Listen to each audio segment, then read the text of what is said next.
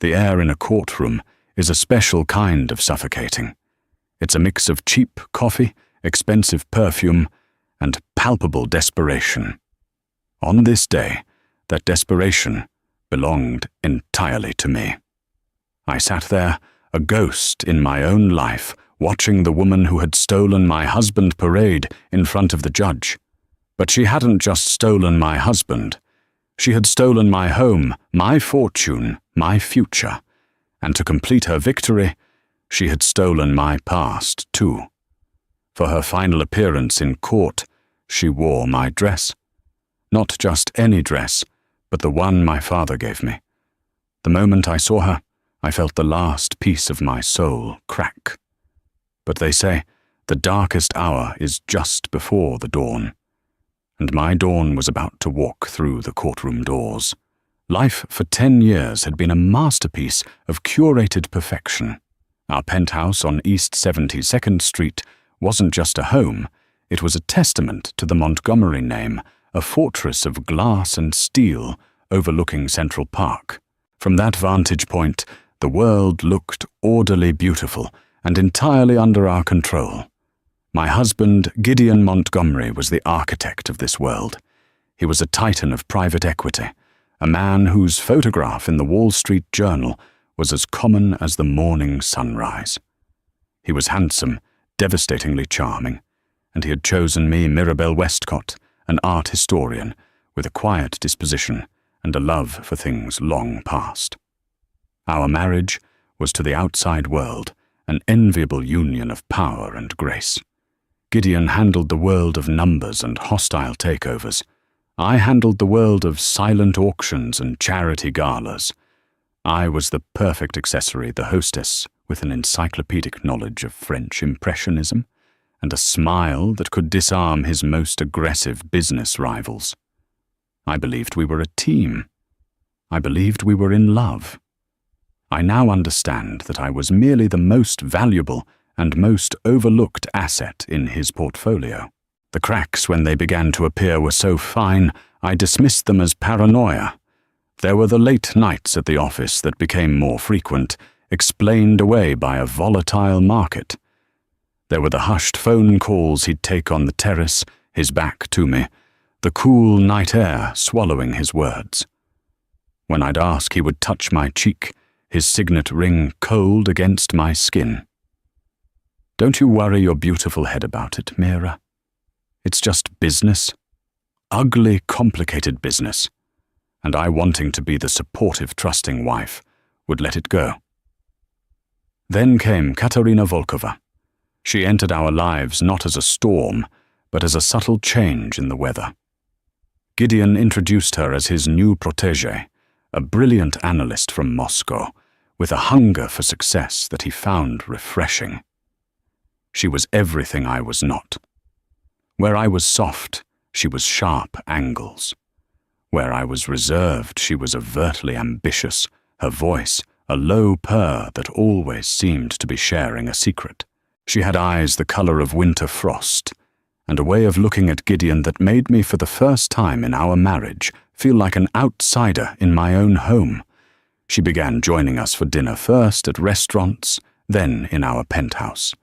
She'd bring Gideon files to review, laughing at his jokes a little too loudly, her hand lingering on his arm a second too long. I told myself it was professional admiration. I told myself I was being jealous and small. She's a brilliant asset, Mirabelle Gideon said, one evening after I'd made a quiet comment about her constant presence. She's going to make us a lot of money. You should be thanking her. The US felt different that night. It didn't sound like a partnership. It sounded like a corporation. The financial discussions, once a transparent part of our marriage, became opaque. When I tried to ask about our investments, Gideon would wave a dismissive hand. I've moved things around. It's a new strategy, far too complex to explain over canapes. I've put everything in a new trust for our protection. You're listed as the beneficiary, of course. You'll always be taken care of. He made me sign a stack of documents, his expensive pen gliding over the paper. Just formalities, darling, for tax purposes. I signed. I trusted him. That was my greatest, most catastrophic mistake. One of our last evenings together that felt normal was the annual Conservators' Gala at the Met. I was on the board, a position my Westcott family name had secured, but my genuine passion had maintained. For the occasion, I planned to wear the Westcott dress. It wasn't the most expensive gown I owned, but it was the most precious. It was a custom creation by a designer my father had commissioned for my 25th birthday, the year before he passed away. It was made of emerald green silk that shimmered like a living thing, cut in a classic, timeless style. It was more than a dress. It was a memory, a legacy. The night of the gala, Gideon came home late. I was already dressed, standing by the floor-to-ceiling windows, the city lights twinkling below. He walked in, loosening his tie, his eyes barely registering me. "Change of plans," he said, his voice clipped. "We have to meet a potential investor for a late dinner." Something more subdued. But Gideon, the gala. The gala can manage without you for 1 year, Mirabelle. This is a $1 billion deal. Put on the black Chanel. It's more appropriate. He didn't even look at the emerald dress. He just saw an obstacle to a business deal. I felt a sharp, painful pang of disappointment. But I did as he asked. I carefully hung the green silk gown back in its garment bag at the very back of my walk-in closet, a sanctuary of fabrics and memories he no longer seemed interested in entering. We went to a sterile modernist restaurant downtown. The investor never showed. We waited for 2 hours. Instead, Katerina arrived breathless and apologetic. He was called away on an emergency, she explained, sliding into the booth beside Gideon. He sends his deepest regrets. The three of us had dinner. They talked business, a language of acronyms and projections that I couldn't penetrate. I sat in my subdued black Chanel invisible, while Katerina, in a fiery red dress, commanded Gideon's complete attention. I watched her hand rest on his thigh under the table. I watched him not move it away. That night, driving home in the silent town car, I knew. I didn't have proof, I didn't have a confession, but I knew my gilded cage was collapsing. The orderly, beautiful world seen from our penthouse window was a lie. And I was about to be pushed out. The end came 2 weeks later. It was brutally efficient, executed with the same impersonal precision Gideon applied to a corporate takeover. There was no tearful confession, no dramatic confrontation. There was only a crisp white envelope delivered by a courier to our front door. My name was on it. Inside were divorce papers. I was standing in the marble foyer, the thick, creamy paper cold in my hands, when Gideon walked in. He wasn't returning from work. He was merely there to supervise the transition. He was flanked by 2 stern-looking men in dark suits. Katerina was with him. She stood slightly behind him, a proprietary smirk playing on her lips. She looked at me not with pity, but with triumph. "Gideon, what is this?" My voice was a whisper, the sound absorbed by the cavernous space. He didn't look me in the eye. He looked at a point just over my shoulder, as if addressing a subordinate. "It's self-explanatory, Mirabelle. The marriage is over. I'd advise you to cooperate. It will be much less unpleasant for everyone." Unpleasant. The word felt absurd. My world was tilting on its axis. 10 years, Gideon. You're ending 10 years with a courier. 10 years of you living off my hard work. Katerina interjected, her voice sharp. "It's time you stood on your own 2 feet. I finally looked at her, truly saw her. The ambition in her eyes wasn't just for a corner office. It was for my entire life. She wanted to erase me and take my place. "You have 1 hour to pack a bag with your personal effects," Gideon said, his tone final. "My security will escort you out. The locks are being changed." Panic, cold and sharp, pierced through my shock. "My things, Gideon. This is my home. my clothes, my books, my father's paintings. The penthouse is a corporate asset held by the Montgomery Trust, he said, reciting the line as if from a legal document. As are its contents.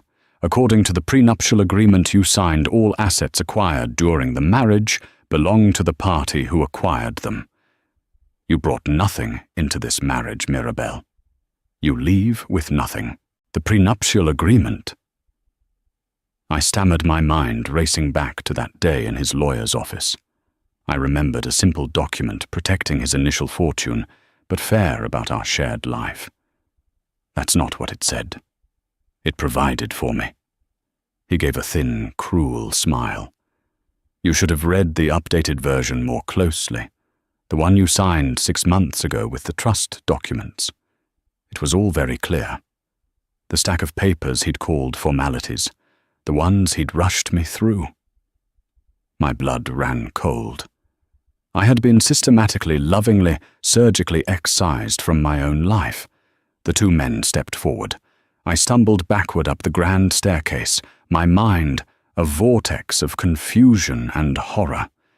In my bedroom, our bedroom Katerina was already there, pulling my clothes from the closet, tossing them onto the bed. She held up a cashmere sweater, examining the label before discarding it. "Don't worry," she said, without looking at me. "I'll make sure your things go to a charity. Some poor woman will be very grateful." I saw red. All the confusion and hurt coalesced into a single point of pure rage. "Get your hands off my things." She turned her eyes glittering. "They're not yours anymore." "None of this is." I walked to my closet, my hands shaking. I didn't reach for the designer bags or the expensive shoes. I went to the very back, to the long, dark green garment bag. I had to leave with that dress. It was the only thing that felt real, the only part of me that Gideon had never managed to touch. It was gone. The garment bag was empty. The hanger was bare. I turned to Katerina, a silent question screaming in my eyes. She smiled a slow, venomous curl of her lips. "Looking for something, I had it sent for cleaning. It's a beautiful dress. I think it will fit me perfectly." That was the moment I broke. The security guards had to physically pull me from the apartment. I was allowed one suitcase. I threw in some basics, a few sentimental photographs I managed to grab, and my mother's jewelry box. As they walked me to the service elevator, I saw movers already starting to bring in new boxes labeled with Katerina's name. The erasure was happening in real time. I was left on the curb of East 72nd Street with one suitcase and a check for $10,000, which Gideon's lawyer had magnanimously called a transitional stipend. It felt like a tip for 10 years of service. The doorman, who had greeted me by name every day for a decade, wouldn't meet my eyes. The first few weeks were a blur of shame and disbelief. My credit cards were declined. My bank account, a joint one, was empty. The $10,000 vanished with shocking speed after I paid for a week at a sterile midtown hotel and the retainer for a lawyer. The lawyer, a kind but overwhelmed man named Mr. Peterson, looked at the divorce papers and the prenuptial agreement with a grim expression. "Mrs. Montgomery, Mirabelle, this is ironclad. It's predatory, it's morally bankrupt, but from what I can see, it's legal. He tied every asset, every dollar, to his corporate entities. The trust you signed over essentially declared everything marital property to be his business property. You signed away your rights. He told me it was for our protection." I whispered the words, tasting like ash. "It was for his protection," Mr. Peterson corrected gently. "His only vulnerability was you. So he eliminated you from the equation. We can fight it, but he has a battalion of the best corporate lawyers in the city. They will bury us in motions and paperwork. It will cost hundreds of thousands of dollars, and we have a very small chance of winning." I left his office with less hope than when I'd entered. The hotel became too expensive. I moved to a small, shabby rental in Queens, paid for with the money from selling my mother's jewellery. Each piece I handed over to the pawnbroker felt like giving away a part of my body. I was alone. My society friends, the ones I had hosted at countless dinners and fundraisers, suddenly had full calendars. Their husbands all did business with Gideon. A call from me was a liability. I was no longer Mirabelle Montgomery, the graceful hostess. I was Mirabelle Westcott, the discarded wife, a cautionary tale whispered over cocktails at the very galas I used to organize. My despair was a physical weight pressing down on me day and night. Gideon and Katerina were splashed across the society pages, attending premieres, dining at exclusive restaurants. One headline read, "Montgomery's New Power Couple." The article praised Katerina's sharp business acumen and chic style. They were living my life in my home while I was learning which brand of instant noodles was the most filling. The deepest cut came when my lawyer informed me that Gideon was countersuing. He was suing me for defamation, claiming I had been spreading lies about his business practices. It was a classic Gideon move. The best defense is an overwhelming offense. He wasn't content to leave me with nothing. He wanted to bury me in debt and legal ruin, ensuring I could never rise again. That was when I hit the bottom. I was sitting on the floor of my tiny apartment, surrounded by legal notices, when I realized Gideon had taken more than my money and my home. He had taken my fight. He had left me so broken that I was ready to give up. As I stared at the wall, my gaze fell upon the only piece of art I had left, a small, unassuming landscape painting that had belonged to my father. It was the only thing I had grabbed that the movers hadn't catalogued as a significant asset. It was a painting of the Westcott ancestral home in the English countryside. And looking at it, I remembered who I was before I was Mrs. Montgomery. I was a Westcott. My family had a history, a legacy. It wasn't as flashy or as modern as Gideon's empire of numbers, but it was real. It was mine.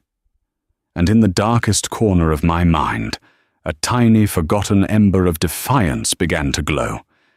He had planned for every contingency, outmaneuvered me, legally and financially. But there was one person in the world he had never accounted for, one person he had always underestimated and dismissed: my older brother. The one person I hadn't spoken to in over a decade, because he had warned me from the very beginning about the man I was marrying. My brother Desmond. Desmond and I had been casualties of my marriage. He was the Westcott pragmatist, I was the romantic. The head of our family since our parents passed, he had a preternatural ability to see through facades. When I first brought Gideon home, Desmond was polite but distant. After a private meeting with him, Desmond took me aside. "Mira, he's too slick." He had warned, his voice laced with concern. "His answers are all perfect. People aren't perfect. He's selling you something and I think it's himself." I, blinded by Gideon's charm and the whirlwind romance, accused Desmond of being cynical and jealous. The words, spoken in anger, created a chasm between us. He went back to Silicon Valley, where he was building a disruptive tech empire from the ground up, and I stepped into Gideon's world. Our communication dwindled to polite, infrequent holiday cards. He never met the Mrs. Montgomery I became, and for that I was now profoundly grateful. Making that call was the hardest thing I'd ever had to do. It was an admission of my failure, a confession that he had been right all along. I sat on the lumpy mattress of my Queen's apartment for an hour, the cheap burner phone I'd bought feeling like a 50-pound weight in my hand. My fingers trembled as I dialed the number I still knew by heart. He answered on the second ring. Westcott. His voice was the same, deep steady, no nonsense. Des, my voice cracked. A decade of distance collapsed in that single syllable. There was a pause on the other end of the line. I could hear the faint hum of a server room, the sound of his world. Mirabelle. Is everything all right? The dam broke. The carefully constructed composure I maintained for the outside world crumbled. I told him everything. The affair, the deception, the doctored prenup, the public humiliation, the emerald dress Katerina had stolen. I talked until my throat was raw, the story pouring out of me in a torrent of grief and rage. He didn't interrupt. He just listened. When I finally finished, the silence on the line was not empty. It was heavy dense, with a gathering storm. "Where are you right now?" he asked, his voice dangerously calm. I gave him the address. "Don't go anywhere. Don't talk to anyone. I'm on my way." He hung up. It was only then I realized I had no idea what on my way meant. He was in Palo Alto, 3,000 miles away. 12 hours later, there was a knock on my door. I opened it to find Desmond standing in the grim fluorescent-lit hallway.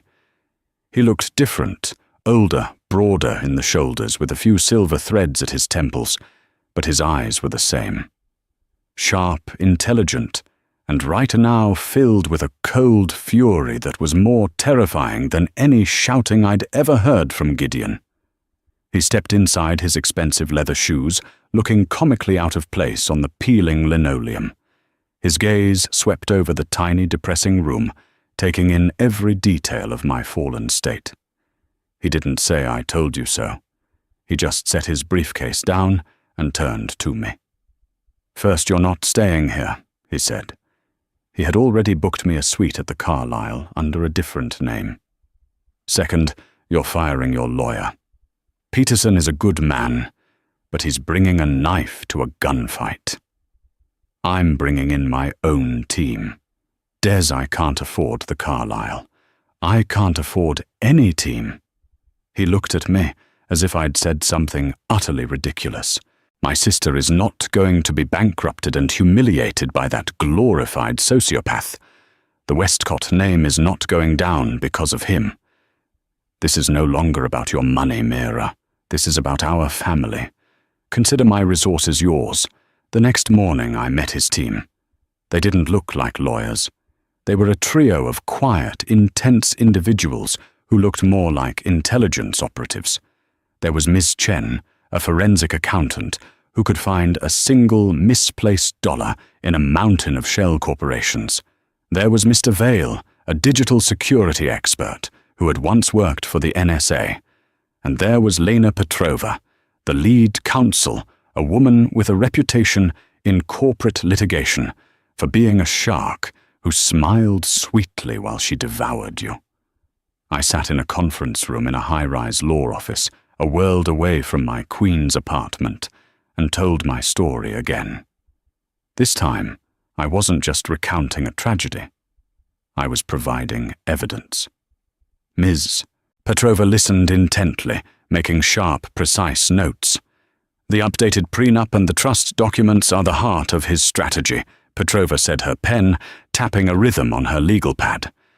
"He used his position of trust as your husband to defraud you. But proving intent is difficult. Gideon is smart. He'll have covered his tracks."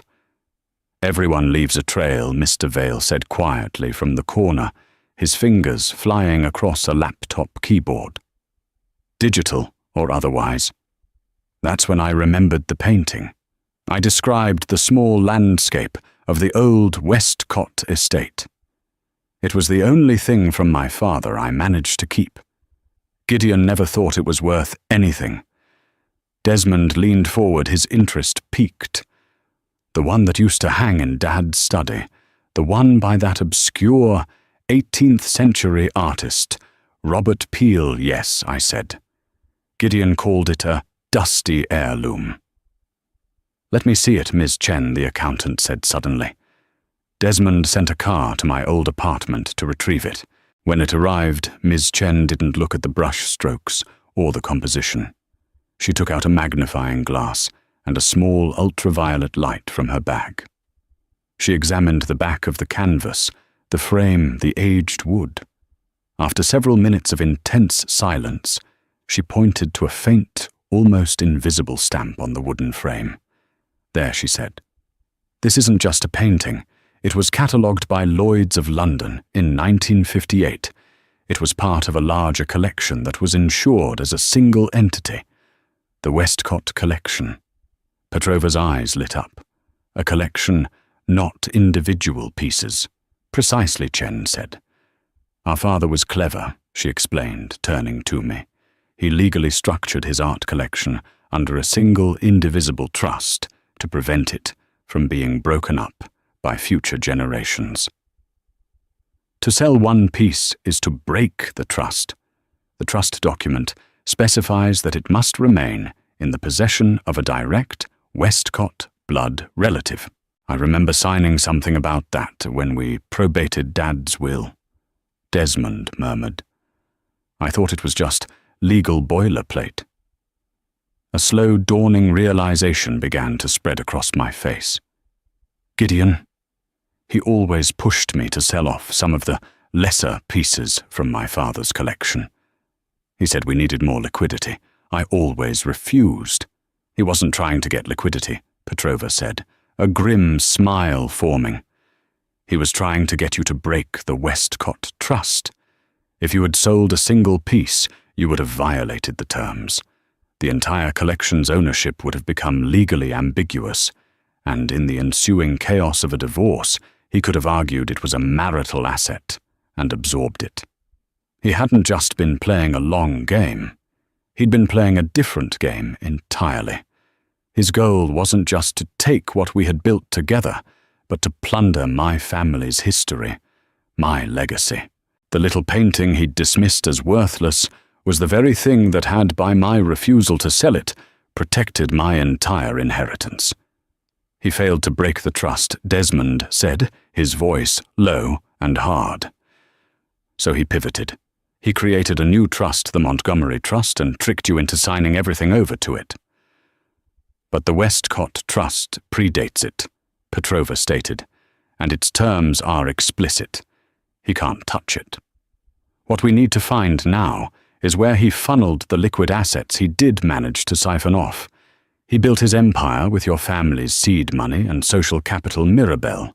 We're going to prove it. Mr. Vale looked up from his computer. I may have a starting point. 6 months ago, the same day, the new trust was activated. Montgomery Holdings purchased a data storage company based in the Cayman Islands. It's a ghost. No employees, no clients. Just a bank account. And a very large single incoming wire transfer. For the first time in months, the heavy weight on my chest lifted, replaced by something fierce and unfamiliar hope. This wasn't just a glimmer anymore. It was the first light of a fire. Gideon thought he was fighting a broken, destitute woman. He had no idea he was about to go to war with a Westcott. The following weeks were a masterclass in strategic warfare, orchestrated by Desmond with the cold precision of a chess grandmaster. While Gideon and Katerina were flaunting their new life in the society pages, Desmond's team was operating in the shadows, dismantling Gideon's carefully constructed empire, brick by digital brick. Our headquarters was a sterile, glass-walled conference room that buzzed with quiet intensity 24 hours a day. It became my sanctuary and my war room. I was no longer a victim. I was a key asset. My memories of conversations, of names Gideon had mentioned in passing, of trips he had taken, became the threads Ms. Chen and Mr. Vale pulled on. He mentioned a ski trip to Zurich 2 years ago. I recalled one afternoon staring at a complex web of interconnected company names on a whiteboard. He said it was a boys' trip, but he came back with documents he was very secretive about. He put them in his personal safe, not the main office. Within an hour, Vale had cross-referenced flight manifests and hotel records. Gideon hadn't been on a boys' trip. He had shared a suite with a senior partner from a notoriously discreet Swiss banking firm. Chen then focused her forensic accounting on untraceable transactions that occurred within 48 hours of that trip. A pattern began to emerge. Gideon was using my family's established financial reputation as collateral for a series of high-risk off-the-books loans from foreign banks. He would leverage our joint assets to secure the loan, invest it through a shell corporation, then pay back the principal from the shell corp's profits, pocketing the difference. It was a brilliant, highly illegal house of cards. He was using your clean name to play in the mud. Desmond summarized his jaw tight. If any deal went south, the loan would default back to the marital assets, and you would be on the hook, your family's legacy ruined. If it succeeded, the profits vanished into his offshore accounts. It was worse than I could have imagined. He hadn't just been cheating on me. He had been using me as a human shield for financial treason. While the tech team dug into the past, Lena Petrova, our legal counsel, launched a brilliant offensive in the present. She didn't go after the prenup directly. Instead, she filed a motion for discovery on Gideon's entire business enterprise, claiming that he had used marital funds, specifically the income from my Westcott Trust, to fund his company. She argued that I wasn't just a wife, I was an unwilling and uncredited founding investor in Montgomery Holdings. Gideon's lawyers, a high-priced firm named Cromwell & Swain, laughed it off. They sent back a condescending letter stating that Montgomery Holdings was a separate legal entity, and my claims were frivolous. They filed a motion to have our case dismissed. "Let them be arrogant," Petrova said with a wolfish grin. "Pride is a liability. They think we're bluffing. They have no idea what we have." My role shifted. Petrova began preparing me for the deposition. For hours each day, she would grill me, acting as Gideon's ruthless attorney. She poked at my insecurities, questioned my intelligence, and twisted my words. "Mrs. Montgomery, isn't it true that you had no understanding of your husband's complex financial dealings? Isn't it true that you were merely interested in the benefits of his wealth, the clothes, the parties, the status?" She'd ask, her voice dripping with disdain. At first I faltered.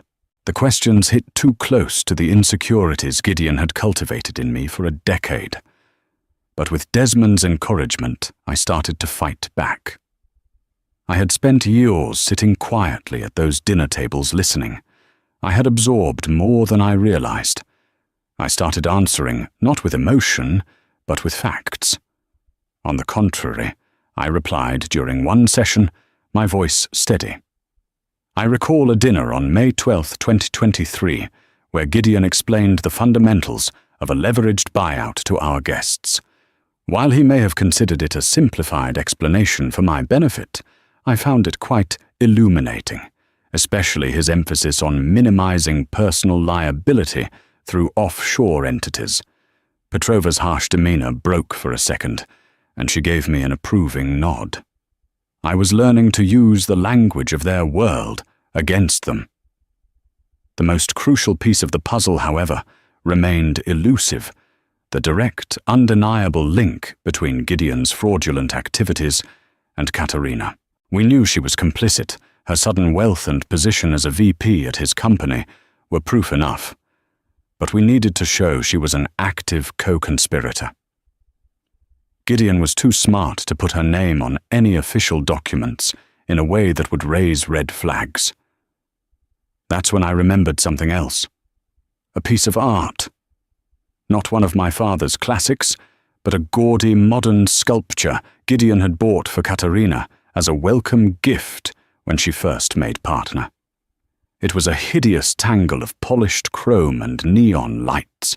Katerina had gushed over it, insisting it be placed in the main living room. I hated that thing, I told the team. It was so out of place. Gideon said it was from a trendy new artist, a Russian named Volkov. Vale's fingers froze over his keyboard. Volkov same as her last name. It was her brother, he announced 10 minutes later, pulling up an article from a European art blog. An unknown artist with no gallery representation. The sculpture was a one-off commission. He paid $500,000 for it. Chen added her eyes wide as she scanned a financial statement she'd unearthed from a discretionary fund linked to an account in Cyprus. Desmond stood up and walked to the whiteboard. He drew a line from the Cyprus account to the sculpture. "It's a classic money laundering scheme," he said, his voice grim. He can't pay her directly for her part in the conspiracy, so he overpays for a worthless piece of art from her brother. The money is laundered through the art world and funneled straight into her family. The sculpture isn't just a sculpture, it's her payout. It was the smoking gun. The final critical piece of evidence that elevated this from a bitter divorce to a criminal conspiracy. They hadn't just schemed to defraud me, they had committed international money laundering. "They won't see this coming," Petrova said, her voice filled with icy confidence. "They're preparing for a divorce hearing. We're preparing for a prosecution." As the court date approached, a strange calm settled over me. The fear and despair had been burned away by the cold fire of purpose. I saw Gideon and Katerina at a pre-trial hearing. They looked at me with a mixture of pity and annoyance, as if I were a persistent insect they just wanted to swat away. They had no idea they were the ones caught in the web. The night before the final hearing, Desmond and I sat in my hotel suite, overlooking the same park I used to see from my penthouse window. It looked different from this new perspective. Not like a kingdom, but just a park. "Are you ready for tomorrow?" he asked. "I am," I said, and I meant it. "Thank you, Des. For everything." He looked at me, his expression serious. "Gideon's mistake wasn't stealing your money. It wasn't the affair or the lies. His mistake was thinking that a Westcott, when pushed, would break instead of bite." The courtroom was a theater of hushed whispers and expensive suits. Gideon's legal team occupied an entire polished oak table, a formidable phalanx of legal might from Cromwell and Swain. They exuded an aura of expensive, unshakable confidence. Gideon sat in the center, looking impeccable in a navy Tom Ford suit, the very picture of a wronged, powerful man. Beside him, Katerina was a vision of calculated glamour. She wore a sharp, cream-colored dress, her blonde hair pulled back in a severe chignon. She looked less like a defendant and more like a CEO, about to announce record profits.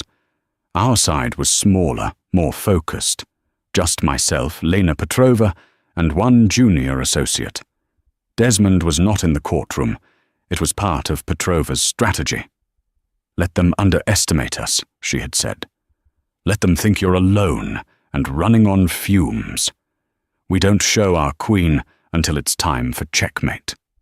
The initial proceedings were a slow, grinding process. Gideon's lead attorney, a man named Garrett Shaw, painted a picture of a sad, crumbling marriage. He portrayed me as a discontented wife, detached from the realities of my husband's demanding career, who was now lashing out with baseless accusations to secure a larger settlement. He presented my initial modest claim, filed by Mr. Peterson, as evidence of my desperation.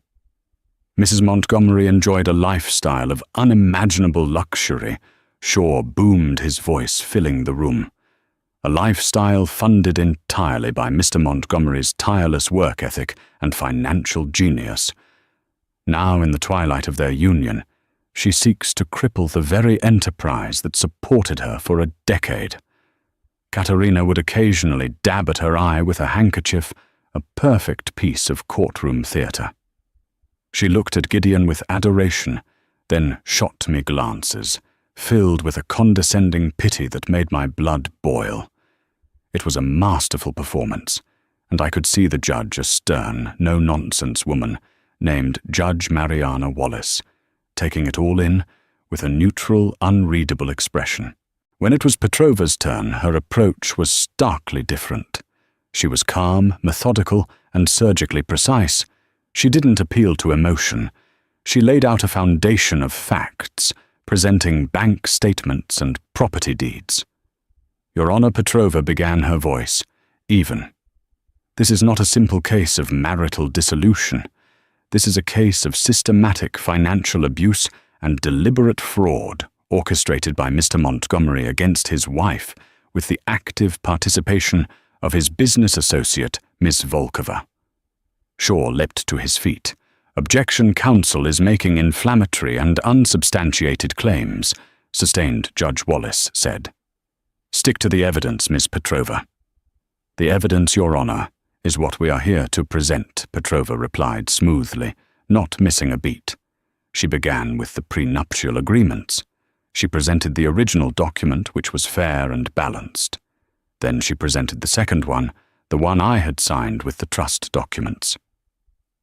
"Mr. Arjaf," Montgomery Petrova asked when Gideon was on the stand, "can you explain to the court why it was necessary to so drastically alter the terms of your marital agreement 10 years into the marriage, effectively disinheriting your wife from a decade of shared growth and success?"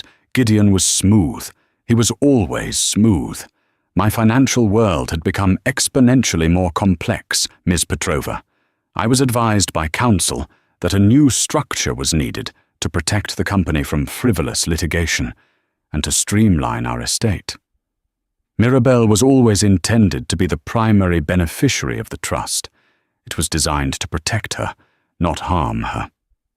He turned to look at me, his face a mask of sincere regret. "I am deeply saddened that she has misinterpreted these prudent financial measures as something malicious." He was so convincing that for a fleeting second even I almost believed him. But I looked at Katerina, who was watching him with a smug, knowing look, and the illusion shattered.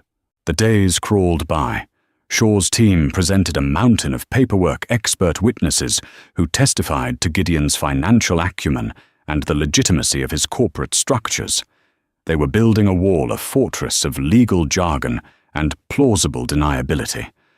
Our arguments, while legally sound, seemed to be chipping away at the edges, while the core of their defense remained untouched. I could feel the momentum in the courtroom shifting in their favor. The whispers from the gallery were sympathetic to Gideon. I was being recast as the greedy, vengeful ex-wife.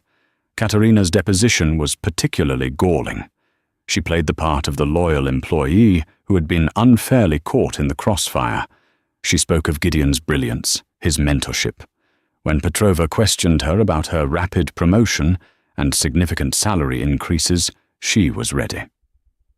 "I work hard, Miss Petrova," she said, her voice laced with indignation. "Unlike some people, I didn't marry my success. I earned it." The barb was aimed directly at me, and it landed. Petrova pressed her about her relationship with Gideon. "We have a close working relationship," Katerina said coolly. "Our work is our life. It requires absolute trust and dedication." Mrs. Montgomery never understood that. It was a perfect non-denial denial. She admitted nothing, yet implied everything. She was painting me as the clueless, unsupportive wife who drove her husband into the arms of a more understanding colleague. During a recess, I felt my resolve beginning to fray. They're twisting everything I whispered to Petrova in the hallway. They're making me look like the villain. "Let them." Petrova said, her eyes fixed on the courtroom door. "They're playing their final hand. They think they've won. They're getting comfortable. That's exactly where we want them." The most difficult day was when they brought in the art appraiser. He was a slick, well-rehearsed expert who testified that the contents of the penthouse, including my family's heirlooms, had all been officially appraised and logged as corporate assets of the Montgomery Trust. He dismissed my father's paintings as being of moderate value, but significant sentimental attachment, legally irrelevant. He was effectively testifying that my past had been legally acquired by Gideon. Shaw ended the day's proceedings with a flourish. "Your Honor, the evidence is overwhelming." Mrs. Montgomery signed the documents. The assets are legally protected within the trust. Her claims of fraud are the unfortunate but baseless accusations of a woman scorned. We move for a summary judgment in favor of my client. Judge Wallace looked at Petrova. "Ms. Petrova, the burden of proof is on you. Thus far you have presented a compelling narrative, but Mr. Shaw has presented signed documents. Unless you have something more definitive, I will be inclined to grant his motion."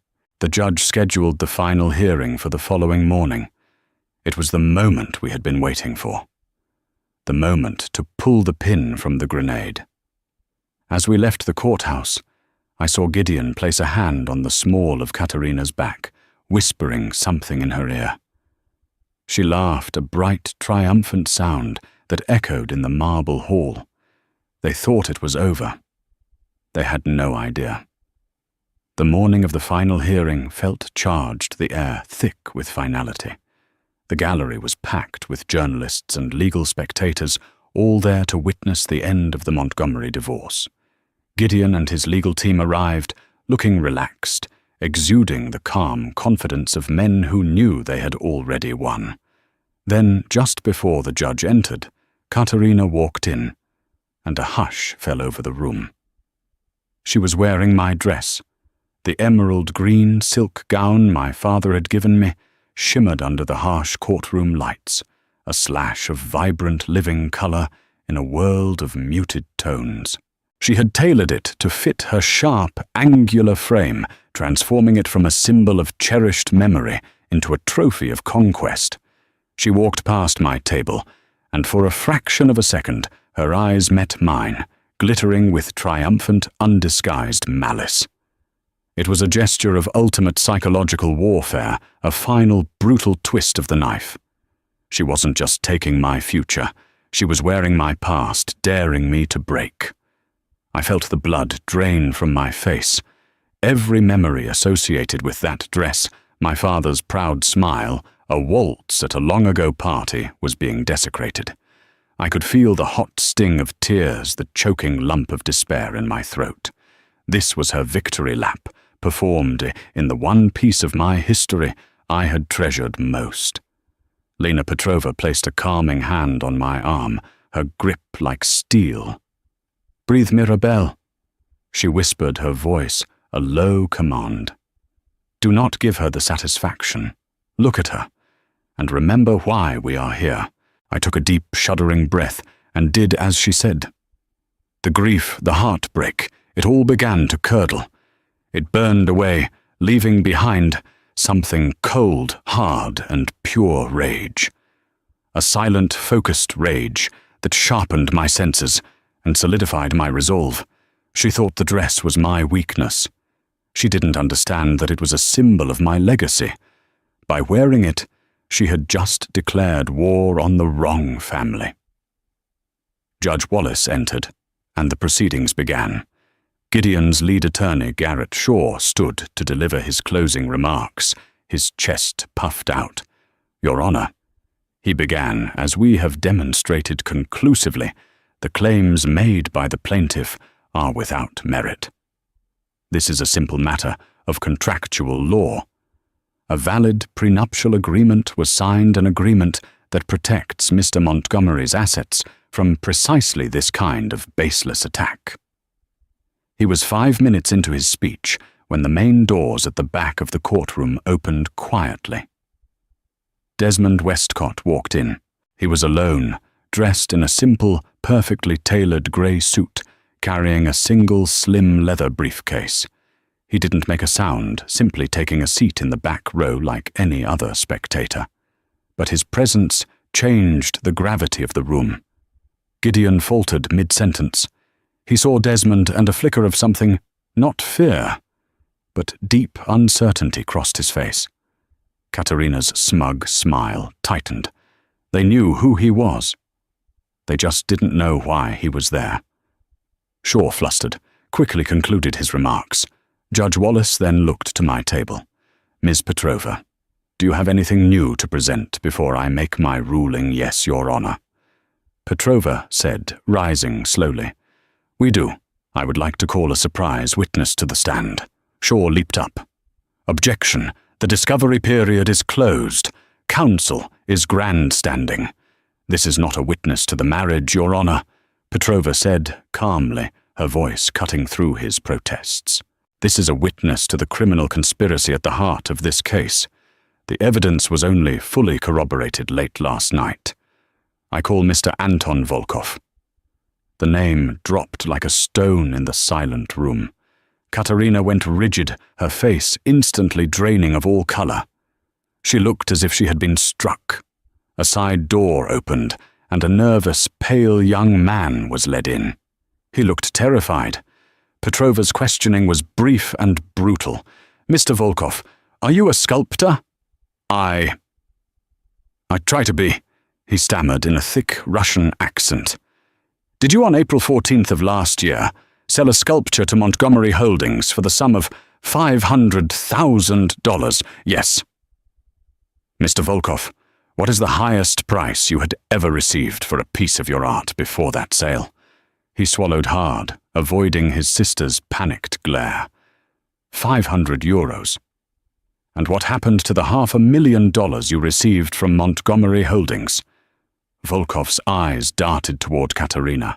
I was instructed to transfer 450,000 of it to a private trust. The account belonged to my sister, Katerina Volkova.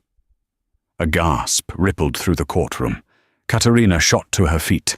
He's lying. My brother is unstable. He's being coerced. Sit down. Ms. Volkova. Judge Wallace commanded, her eyes, now narrowed and ice-cold. Petrova wasn't finished. Your Honor, this was the first piece of the puzzle. The illegal payment for Ms. Volkova's role in the scheme to defraud my client. But the scheme itself was far more elaborate. She turned to the judge. Mr. Montgomery did not just trick his wife into signing a new prenup. He used her spotless financial reputation, tied to the Westcott Trust, as undeclared leverage to secure a series of illegal off-the-books loans from foreign banks. He then funneled the profits from these ventures into an offshore entity we were, until recently, unable to locate. She paused, letting the tension build, before gesturing to a clerk who placed a photograph on the evidence projector. It was the small, unassuming painting of the Westcott estate. This painting, dismissed by the defendants as a dusty heirloom, was part of the legally indivisible Westcott collection.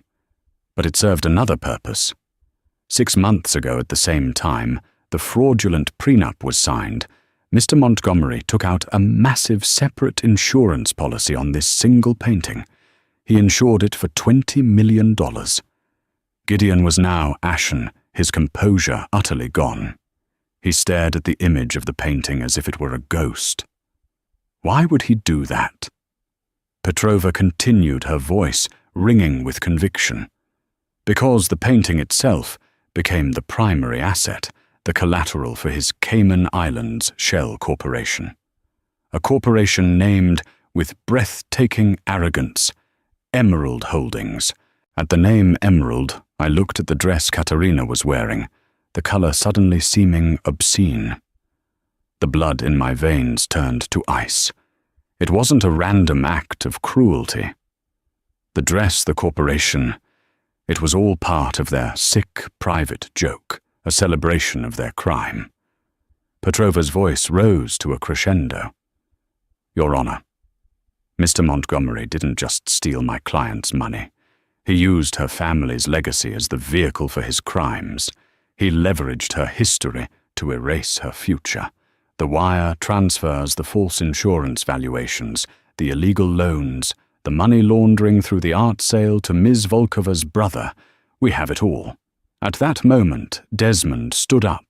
He walked from the back of the courtroom and placed his slim briefcase on Petrova's table.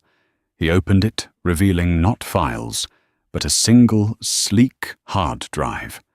The gentleman who just entered is Desmond Westcott, my client's brother, Petrova announced. and the evidence he has provided contains the unencrypted records from the Swiss bank, the full transaction history of Emerald Holdings, and sworn affidavits from 2 of Mr. Montgomery's former partners. The originals were delivered to the U.S. Attorney's Office for the Southern District of New York an hour ago. The room erupted. Shaw was on his feet, sputtering objections, but it was too late. The fortress had been breached. The house of cards had spectacularly collapsed. Silence. Judge Wallace's gavel cracked like a whip. Her face was a mask of cold fury. She looked directly at Gideon and Katerina, her contempt palpable. Mr. Montgomery, Ms. Volkova, this is no longer a divorce proceeding. This is now a crime scene. I am freezing all assets of Montgomery Holdings, the Montgomery Trust, and both of your personal accounts pending a full federal investigation. Court is adjourned. As bailiffs moved toward their table, Gideon finally broke. He turned on Katerina, his face contorted in a mask of pure venom. This is your fault. Your greedy, stupid brother, Katerina, stared back, the emerald dress looking garish and absurd on her trembling frame. All the fight was gone, replaced by pure terror. I just sat there, watching their empire of lies crumble into dust. And for the first time in a year, I felt the warmth of the sun through the high courtroom windows. It was the dawn. The fallout was immediate and catastrophic. The media frenzy was merciless, as images of Gideon and Katerina being led away in handcuffs saturated the news. Their perfect facade shattered. They were charged with a litany of federal crimes, including wire fraud and money laundering. Faced with Desmond's irrefutable evidence, Gideon was sentenced to 15 years in prison. Katerina, for her cooperation, received 7. The courts moved swiftly. Gideon's fraudulent trusts were invalidated, and his entire empire was dismantled. Because Lena Petrova had successfully proven I was a defrauded founding investor whose family capital had been illegally leveraged, the final ruling was a stunning reversal of fortune. In his bid to leave me with nothing, Gideon had inadvertently made me the controlling beneficiary of his liquidated assets. But the money was merely a tool. True victory was reclaiming my life. I returned to the penthouse one last time. The emerald dress sealed in an evidence bag was a relic of a life I no longer wanted. I cut the shimmering silk into shreds and discarded it without ceremony. I then sold the penthouse, the cars, and every remnant of my marriage, systematically purging my world of Gideon's influence. With the proceeds, I established the Westcott Foundation for Art Preservation, ensuring my father's collection would be protected and shared with the world. I bought a historic brownstone in the West Village and opened my own private restoration studio. The quiet, meticulous work of revealing the beauty beneath layers of grime and decay became the rhythm of my new life, a reflection of my own story. Desmond and I, our bond forged anew in the fire of the trial, were closer than ever. You know, he told me during one visit, looking around my sunlit studio, Gideon's mistake wasn't just his greed. It was thinking a Westcott, when pushed, would break instead of bite. He forced you to become who you were always meant to be. He was right. I found a profound peace, not in a new relationship, but in my own hard-won purpose. My name was Mirabelle Westcott again, and it was more than enough. I was no longer an asset in someone else's portfolio or a footnote in a cautionary tale. I was the artist of my own life, and the canvas was finally beautifully mine to paint. The story of Mirabelle Westcott isn't just about a courtroom drama. It's a testament to the incredible resilience of the human spirit. It's about how betrayal can forge a strength we never knew we had, and how family, even when distant, can be our strongest anchor in a storm. Mirabelle's victory wasn't just in reclaiming her fortune, but in reclaiming her soul from the people who tried to steal it. She proved that the most valuable things we own, our integrity, our history, and our sense of self, can never be truly taken. If her journey from a gilded cage to a life of authentic purpose moved you, please let us know in the comments below. Stories like these remind us that even in our darkest moments, there is always a path back to the light. Don't forget to like this video. If you found her story inspiring, share it with someone who might need to hear it, and subscribe to our channel for more stories of justice and empowerment. Thank you for listening. In the glittering world of New York's elite, Spencer Caldwell was a king. He had the perfect career, a charming smile, and what everyone assumed was a quiet, unassuming wife at home, pregnant with their first child. Tonight at the Starlight Gala, the city's most prestigious charity event, he would risk it all for a passionate public kiss with his stunning mistress, Kinsley Monroe. He believed he was on top of the world, untouchable. But what no one knew, especially him, was that the woman he was about to publicly humiliate wasn't just his wife. She was the one who owned it all. The ballroom of the Pierre Hotel was a galaxy of man-made stars. Crystals dripped from chandeliers, catching the light and scattering it over a sea of couture gowns and bespoke tuxedos. This was the annual Starlight Gala for the Children's Health Foundation, the undisputed apex of New York's philanthropic calendar. To be here was to be someone. And tonight, Spencer Caldwell felt like he was everyone. He moved through the crowd with an easy, practiced grace, his hand extended for a firm shake, his lips curved into a smile that promised both influence and intimacy.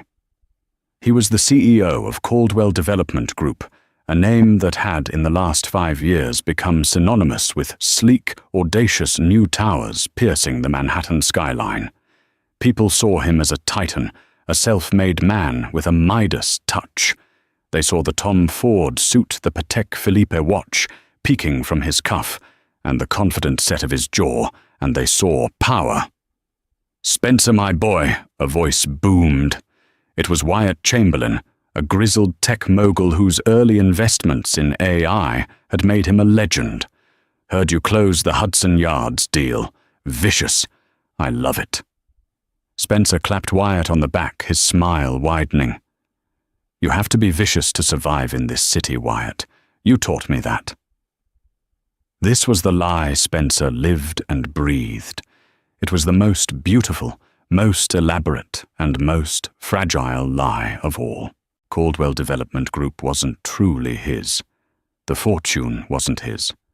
The life he projected, the very air of authority he exhaled, was borrowed. It all belonged to his wife, Genevieve. To the world, and even to Spencer himself, most days, Genevieve Atherton Caldwell was a sweet, slightly naive woman from a family with old money. He told people she had a modest trust fund enough to be comfortable, which had allowed him the freedom to take the initial risks in his career. He painted her as his quiet, supportive rock, the gentle, home-loving woman who preferred a book to a board meeting, a simple dinner at home to a dazzling gala. It was a narrative he had carefully crafted, and over time had come to believe completely. He thought of her now at home in their sprawling Fifth Avenue penthouse, his penthouse as he always called it. She was 7 months pregnant, and he'd used her delicate condition as the perfect excuse for her absence. "Jenna's not feeling up to it tonight," he'd say with a pained, devoted expression. "The pregnancy has been a bit tough on her. I told her she had to rest." The sympathy he received was a delicious bonus. What a dedicated husband, people would murmur here to represent them both while his pregnant wife rested. His eyes scanned the room, gliding past familiar faces until they landed on her. Kinsley Monroe. She was standing near the silent auction display, a vision in a crimson gown that clung to her like a second skin. Her blonde hair was swept up in an intricate chignon, and diamonds glittered at her throat. Kinsley wasn't just a socialite.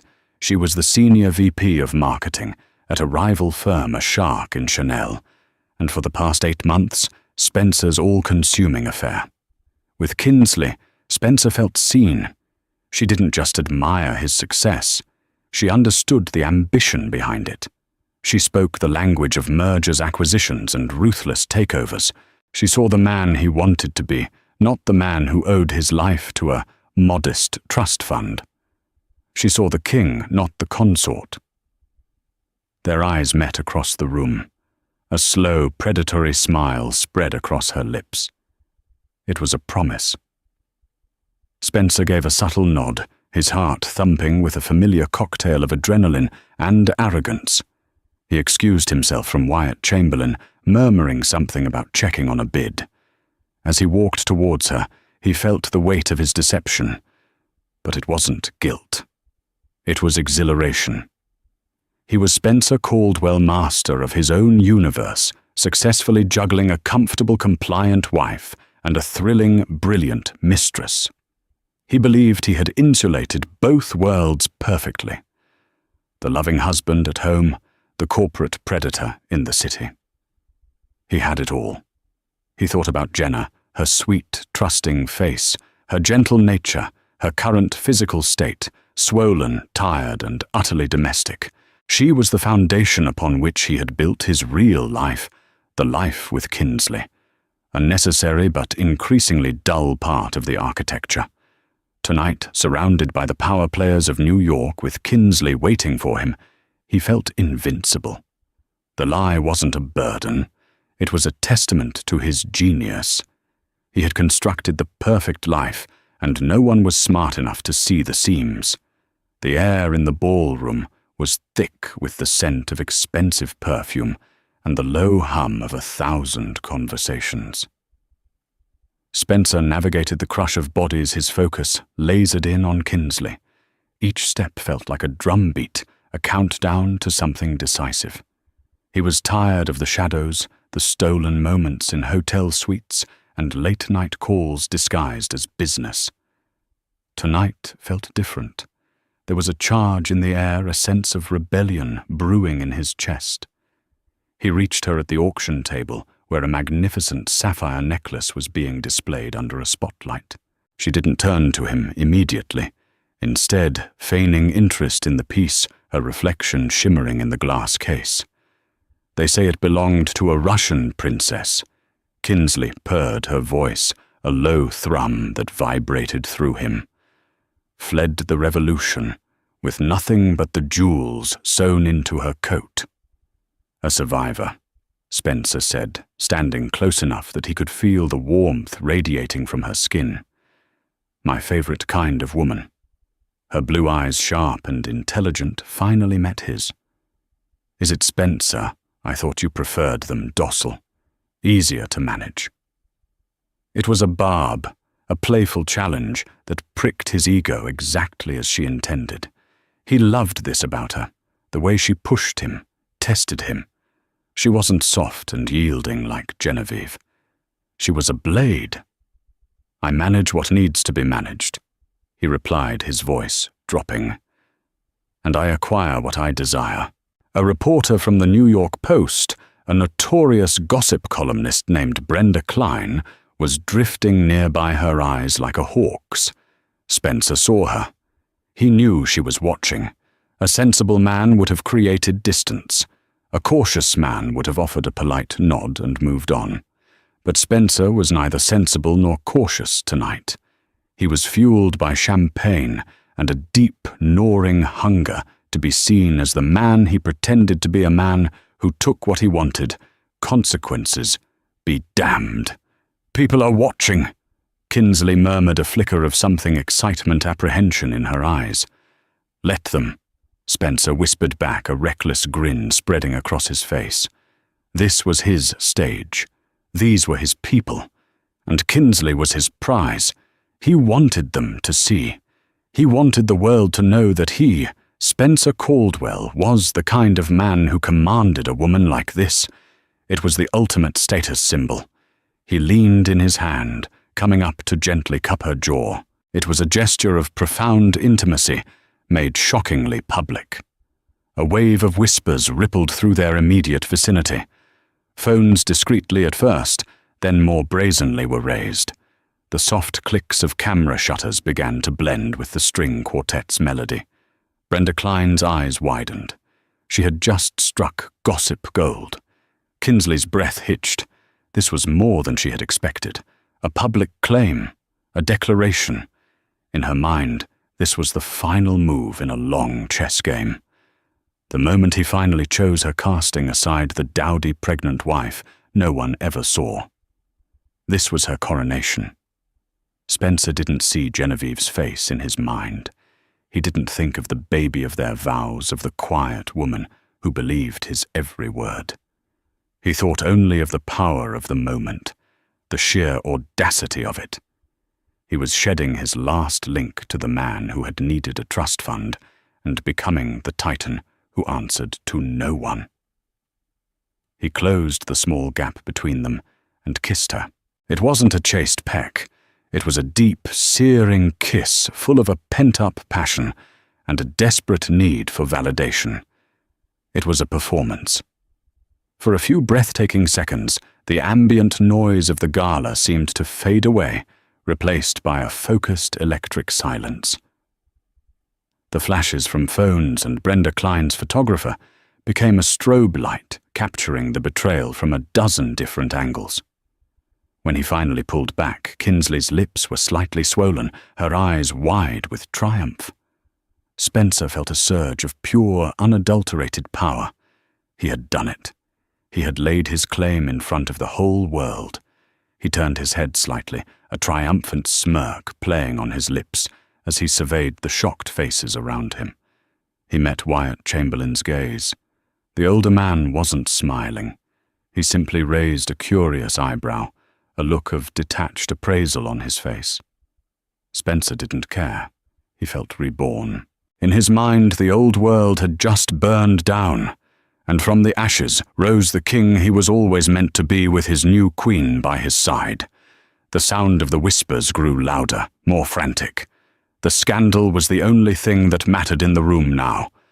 And then a different sound cut through the noise. The grand double doors at the far end of the ballroom swung open, pushed by two uniformed attendants. The chatter near the entrance died down first, the silence spreading like a wave rolling through the crowd until it reached the very spot where Spencer and Kinsley stood, frozen in their tableau of infidelity. Every head in the room turned toward the entrance. A hush, profound and absolute, descended upon the Starlight Gala. Standing in the grand archway, silhouetted for a moment against the brighter light of the hall, was a figure that sent a jolt of ice-cold dread through Spencer's veins. It was Genevieve. But it wasn't the Genevieve he had left at home a few hours ago. It wasn't the woman who lived in soft cashmere sweaters and favored comfortable flats.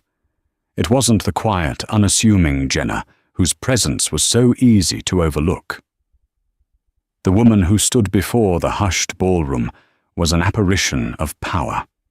She wore a bespoke gown of deep emerald silk that fell in a clean, severe line, artfully tailored to accommodate her pregnancy without hiding it. It made her look not fragile, but regal, like a queen carrying an heir. Her usually soft brown hair was styled in a sleek, elegant chignon, and a cascade of diamonds, not gaudy, but substantial and severe, glittered around her neck. Her face, which he so often characterized as sweet, was composed and unreadable, her posture radiating a stillness and authority he had never seen before. She didn't look sick. She didn't look delicate. She looked formidable. Spencer's blood ran cold.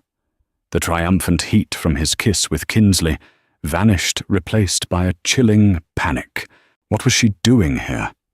How did she know? The questions ricocheted around his skull. His mind raced, scrambling for a narrative, a lie that could possibly contain this. He could say she was delirious, that the pregnancy had made her unstable. He could accuse her of being hysterical. He could play the concerned husband. Beside him, Kinsley stiffened. "Who is that?" She whispered, her voice tight with confusion. She had only ever seen blurry photos of Genevieve pictures from a time before Spencer had curated his public image. The woman in those photos looked plain. This woman was anything but. "It's my wife," Spencer hissed, his voice barely audible.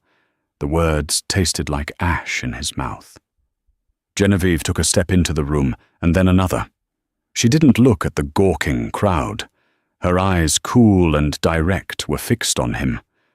She moved with a slow, deliberate grace, her composure an unnerving contrast to the frantic, scandalous energy that had just filled the room.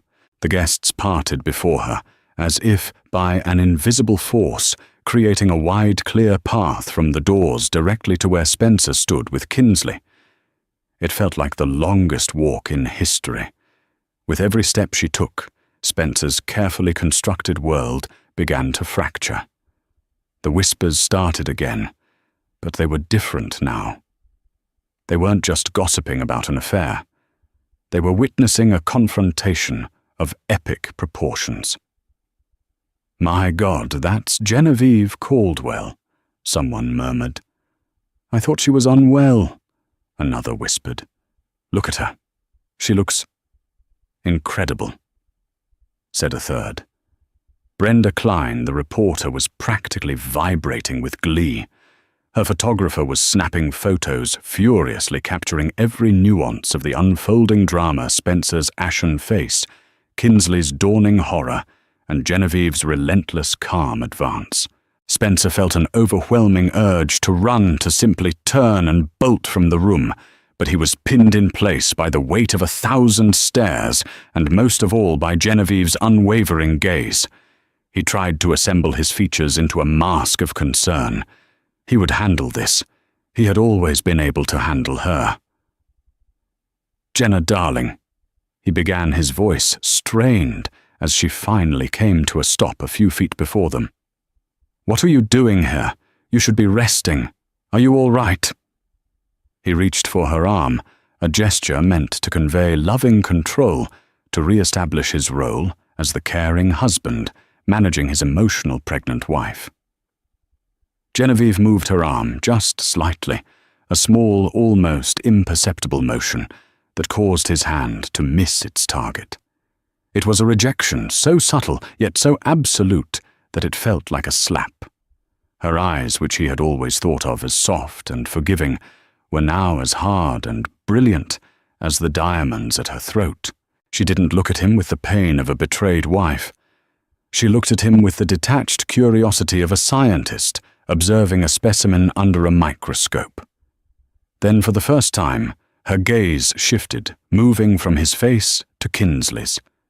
She looked her up and down, a slow, clinical assessment that made Kinsley flush with a mixture of anger and shame. This was not the confrontation she had envisioned. She had imagined a tearful, hysterical wife she could easily dismiss.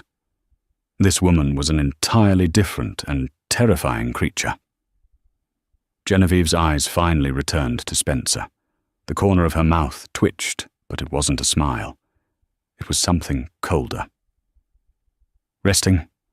she said, her voice clear and calm, carrying easily in the dead silence of the ballroom. "I've been resting for 5 years, Spencer. I decided it was time to get back to work." The words made no sense to him. Back to work. Her work was charity lunches and managing the household staff. He was the one who worked. He was the CEO. The king was on his stage, but the ghost at the feast had just revealed she held the script, and no one, least of all Spencer, knew what the next line was. Spencer stared at her, his mind struggling to process her words. "Back to work, Jenna. You're not well. You're pregnant, emotional. Let's not make a scene. Let's go home and talk about this." He was trying to reassert his narrative, painting her as an irrational woman in the grip of hormones. It was his last desperate defense. Genevieve let out a soft, humorless laugh. The sound was so alien coming from her that it startled him. "A scene," she repeated, her gaze sweeping across the rapt audience. "Spencer, you already made the scene when you put your tongue down this woman's throat in a room full of photographers. I'm merely here for the closing act." Kinsley flinched as if struck. "You have no right," she began, but Genevieve cut her off with a look so chilling it froze the words in her throat. "I have every right," Genevieve said, her voice dropping to a steely quiet. Her attention returned to Spencer, who was now visibly sweating under the hot ballroom lights. "You're right about one thing. We should talk. Let's talk about work." She took another step closer. "Let's talk about Caldwell Development Group, a name you chose. I always found it a bit presumptuous." A murmur went through the crowd. Spencer's heart hammered against his ribs. "What are you talking about, Jenna? I built that company from the ground up." "Did you?" she asked, tilting her head. "Did you secure the initial seed funding of $50 million? Did you leverage existing assets to underwrite the astronomical loans for the Hudson Yards project? Did you negotiate the zoning variances with the City Planning Commission, calling in favors that have been in my family for 3 generations?" Each question was a precise surgical strike, dismantling his life's work, his life's lie, piece by piece. Spencer's face went from pale to a blotchy, panicked red. "That was your trust fund. You said you wanted to support my dream." "My trust fund," she said, the words dripping with sarcasm, "is called Atherton Global Enterprises. It is a multi-billion-dollar privately held conglomerate founded by my great-grandfather. It is not some quaint little pot of money I was given to buy jewelry and support my husband's dreams." The name Atherton Global hung in the air, electric and stunning. Wyatt Chamberlain, the tech mogul, took a sharp, audible breath. Others in the room who understood the true scale of global finance gasped. Atherton Global wasn't just a company. It was an empire with vast holdings in real estate technology and energy.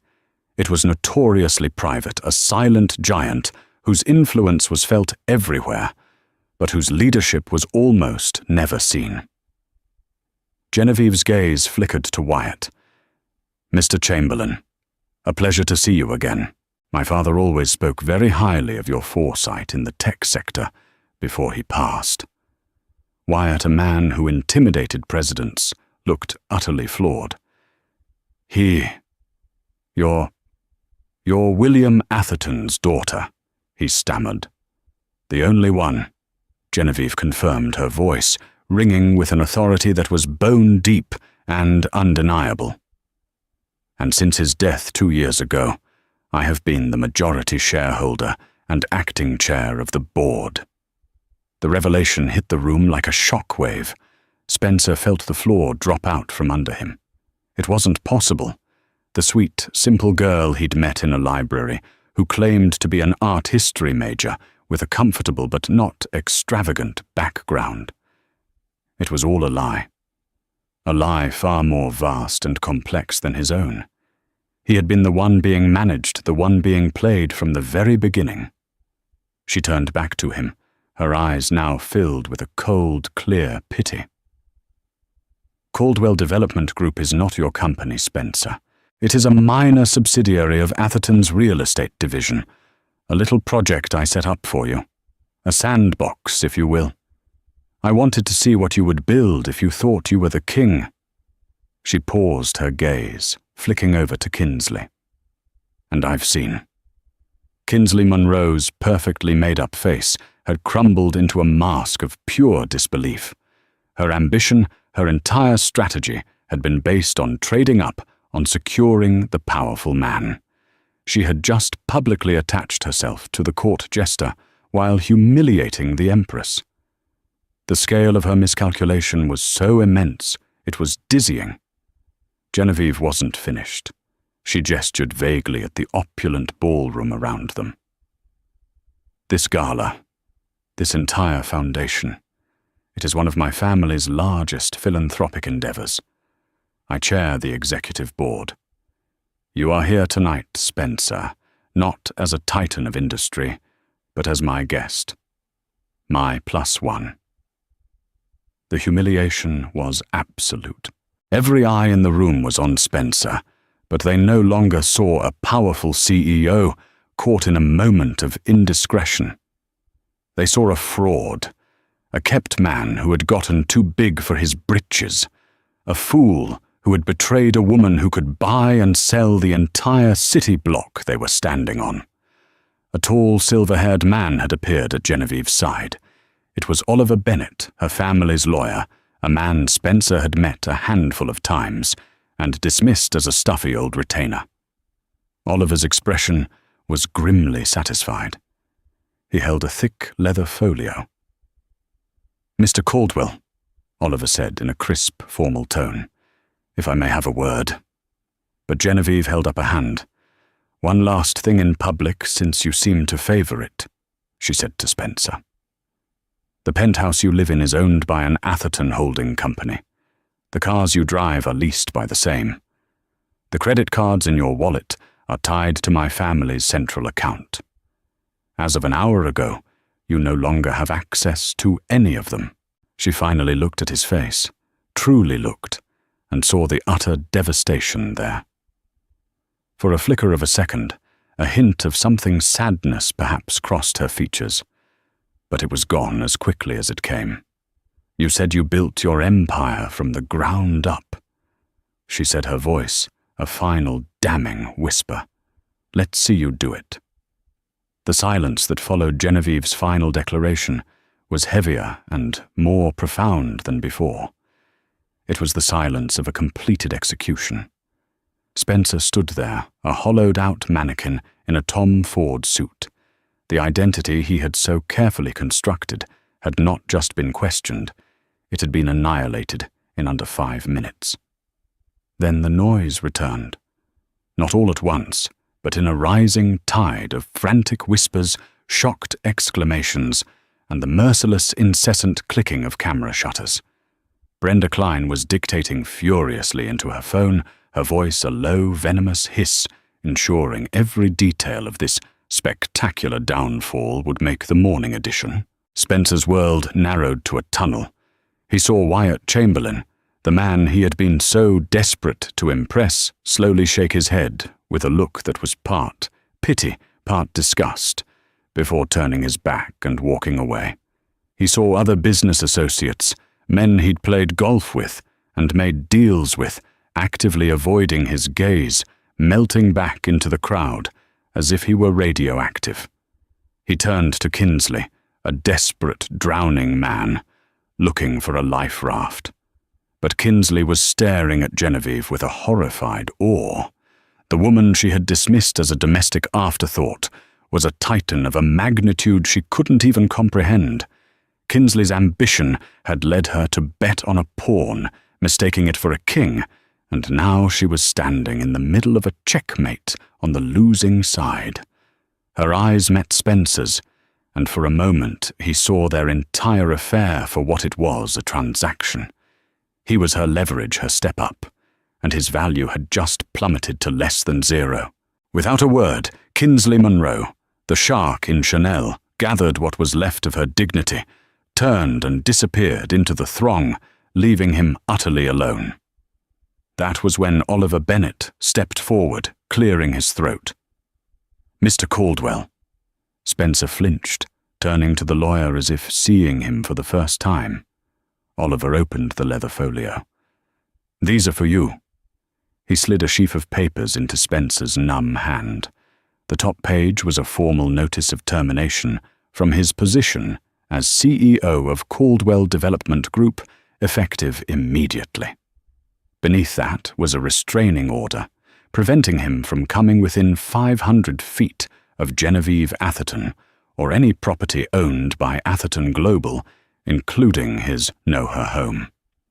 The final document was a petition for divorce, citing adultery and fraud. "Security will escort you from the premises," Oliver stated calmly. "A box containing your personal effects, anything you owned prior to your marriage, has been delivered to a modest hotel downtown. The reservation is in your name for one night.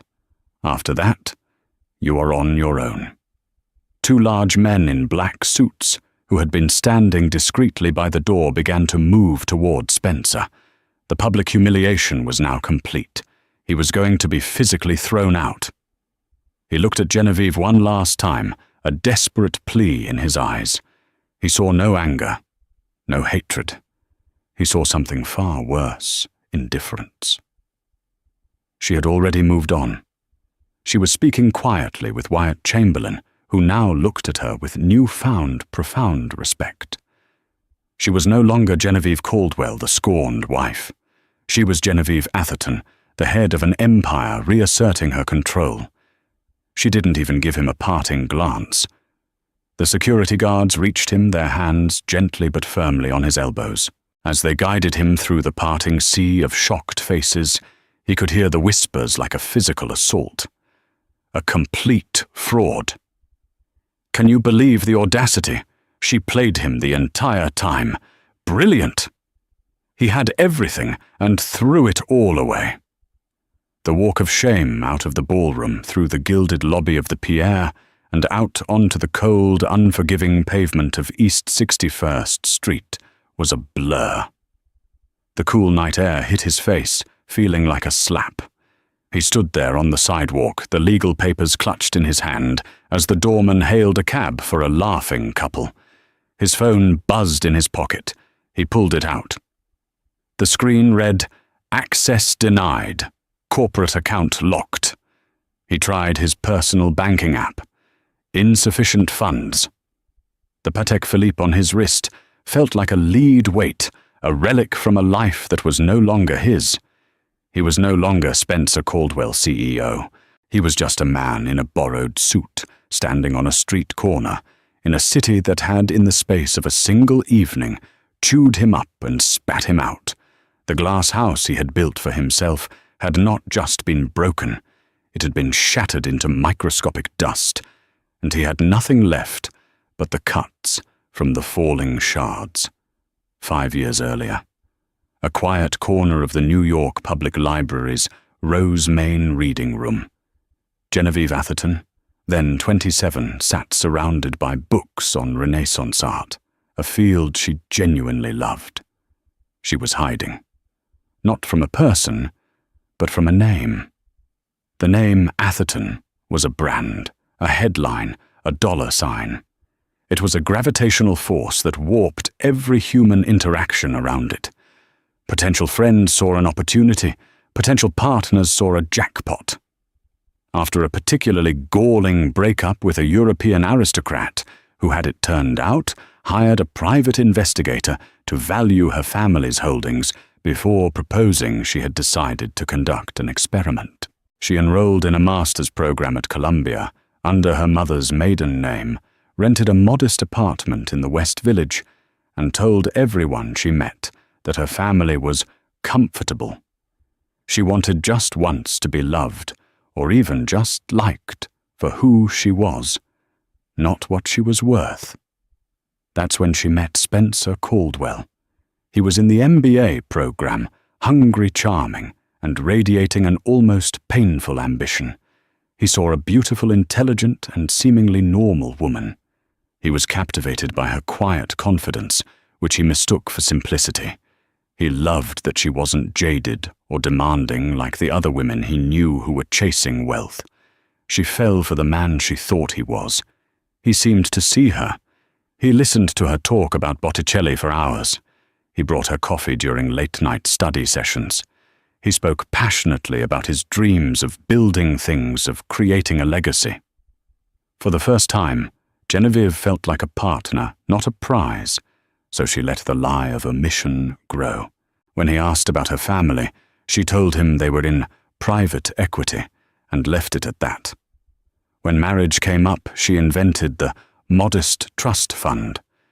She told herself it was a test.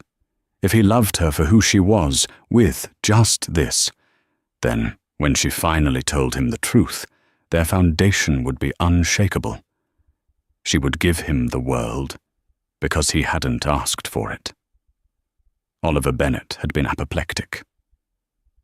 "Genevieve, this is madness," the old family lawyer had warned. "You are building a marriage on a false premise.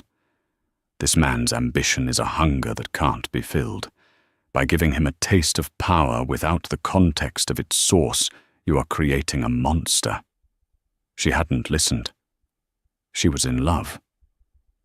They married in a small, elegant ceremony, which she justified as her preference for privacy. She then established Caldwell Development Group, positioning it as a risky venture funded by her trust. She gave Spencer the title of CEO and let him run. At first, it was thrilling. She enjoyed watching him work, seeing his ideas take shape. But slowly, things began to change. The more successful he became, the more he changed. He started to patronize her. Her opinions on business, which were in fact sharper and more informed than his, were dismissed as sweet but naive. He started calling her Jenna, a diminutive she'd never liked, making her sound smaller, simpler. He'd come home from the office full of his own importance.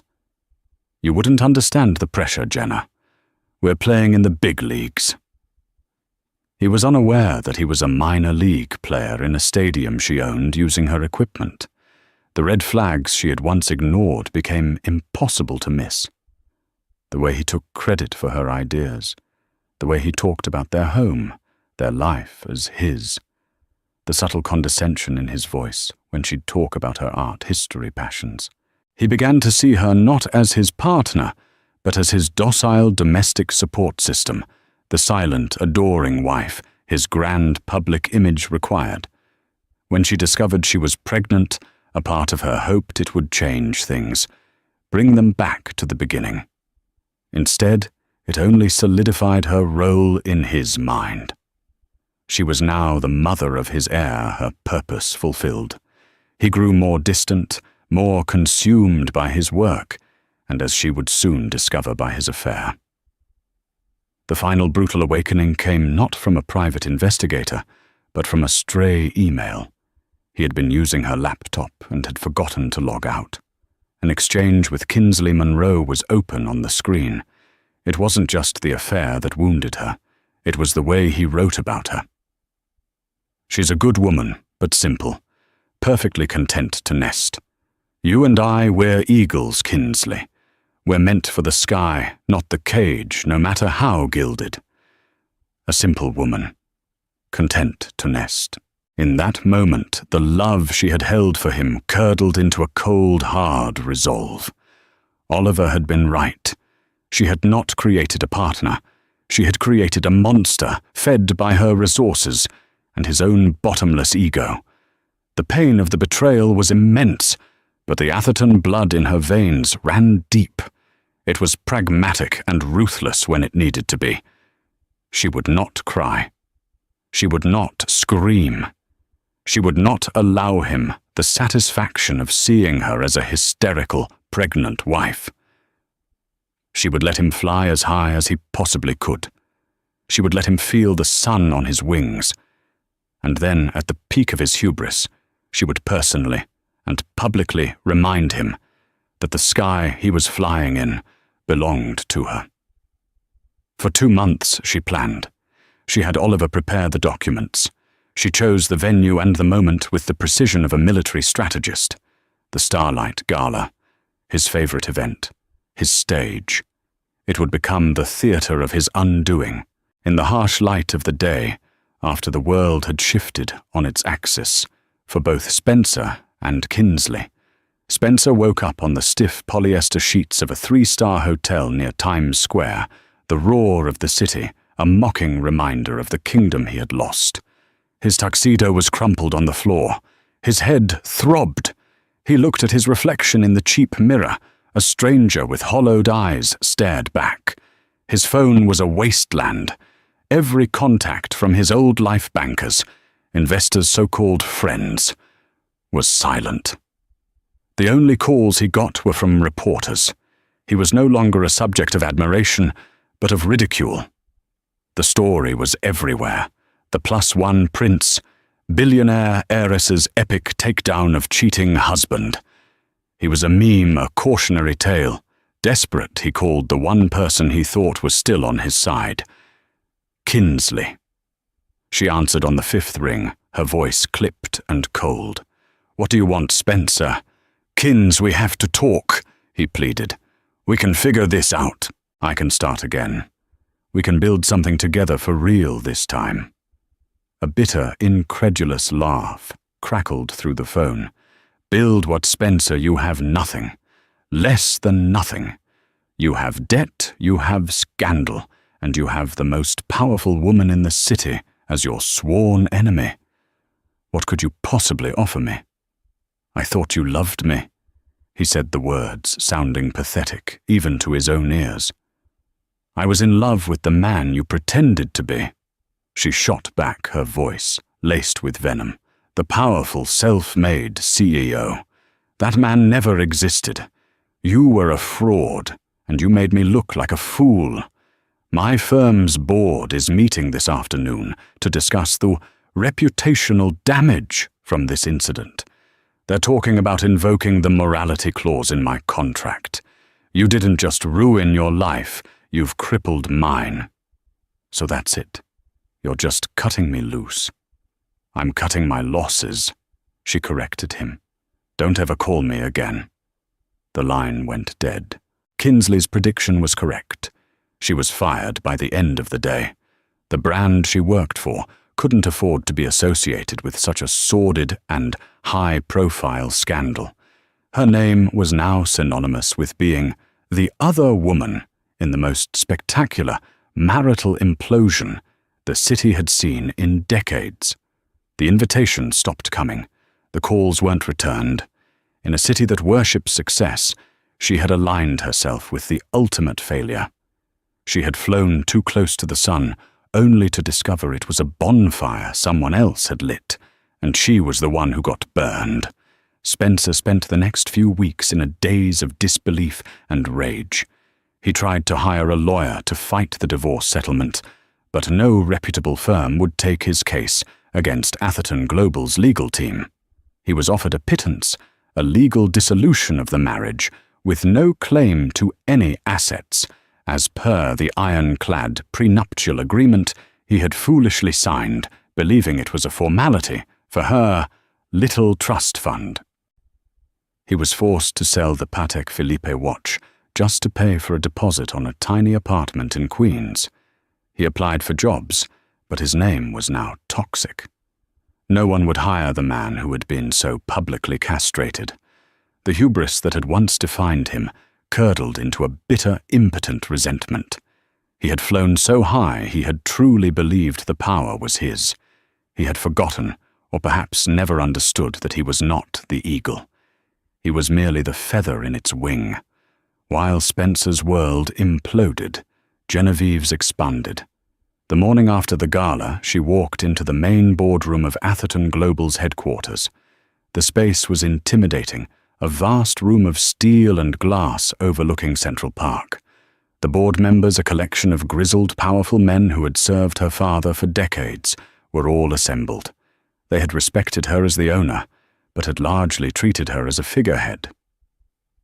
Today was different.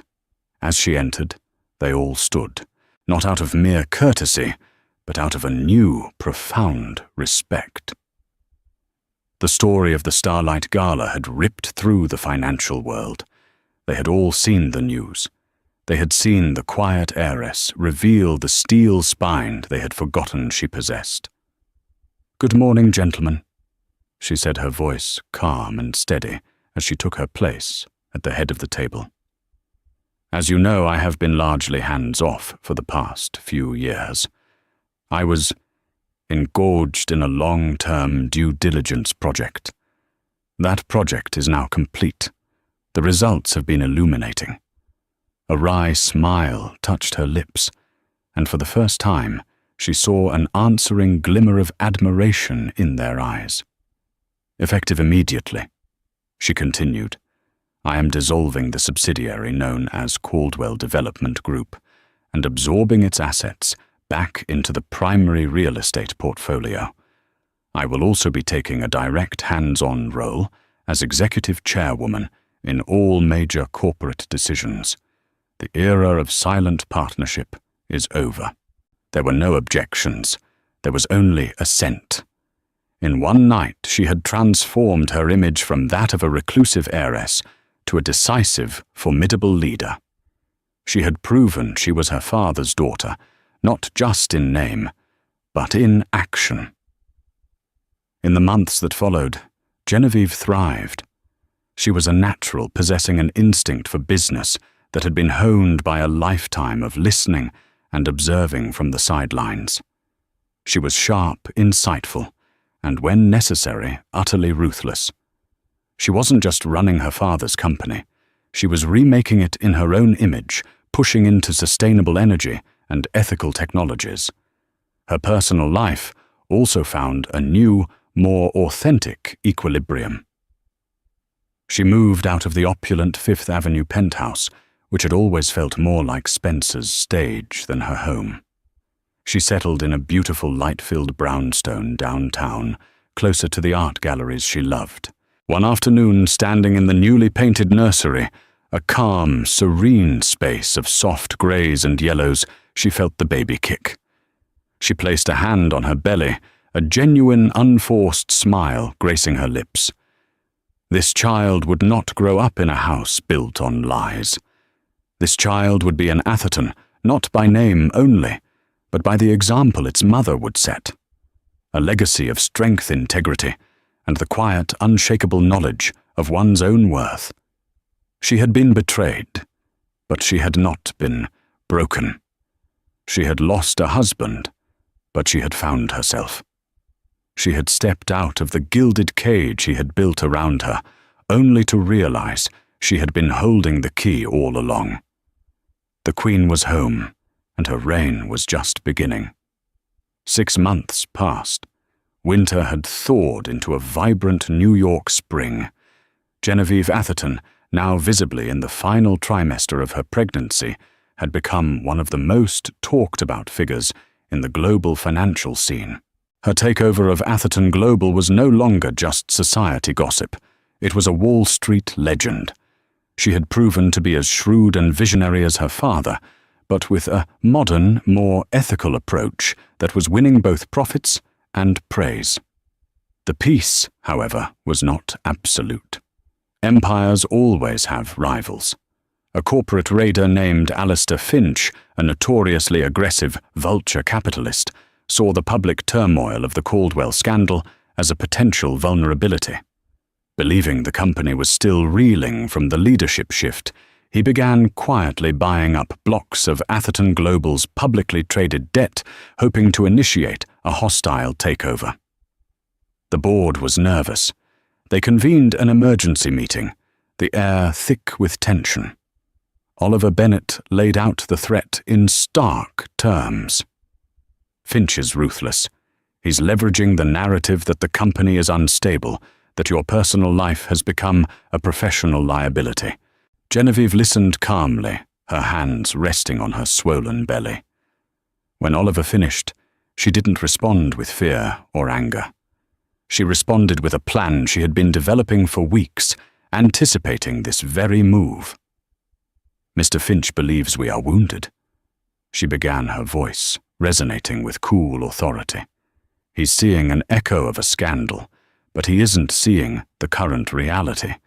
He thinks I am distracted. He is mistaken. She proceeded to lay out a multi-pronged defense strategy. It was brilliant.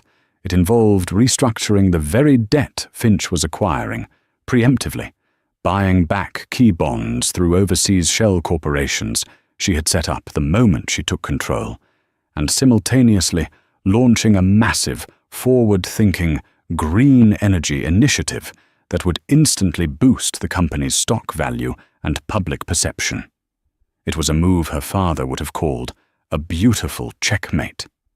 She concluded, "Alistair Finch is a scavenger. He is circling what he believes is a carcass. He will soon discover he is trying to hunt a lioness. Let him try." As the board members left the meeting, their anxiety was replaced by a renewed, almost zealous loyalty. She hadn't just saved the company, she had fortified it. A few days later, Genevieve was leaving a late meeting when she saw a familiar figure standing hesitantly across the street from her office building. It was Kingsley Munro. She looked profoundly different. The designer clothes were gone, replaced by a simple trench coat. The confident predatory aura had vanished, leaving behind a woman who looked tired and lost. On an impulse, Genevieve had her driver pull over. She lowered the tinted window. "Ms. Munro." Kingsley started, her eyes wide with shock and fear. Miss Atherton, I'm sorry to be here. I don't know what I was doing." Genevieve studied her for a moment. She could have been cruel. She could have enjoyed the victory. Instead, she felt a flicker of something else, a detached sense of pity for a woman whose entire life had been built on the flawed premise that her value was tied to a powerful man. "You bet on the wrong horse, Miss Munro," Genevieve said, not unkindly. "My advice to you is to stop betting on horses altogether. Find a way to build something that is yours alone, something that no man can give you, and no man can take away." Without waiting for a reply, she signaled for her driver to move on, leaving Kingsley standing on the sidewalk stunned. It was not forgiveness, but it was a form of closure, a dismissal of a player who was no longer in the game. The final echo of her past life came a week before her due date. Oliver Bennett brought her a news clipping from a local Queen's paper.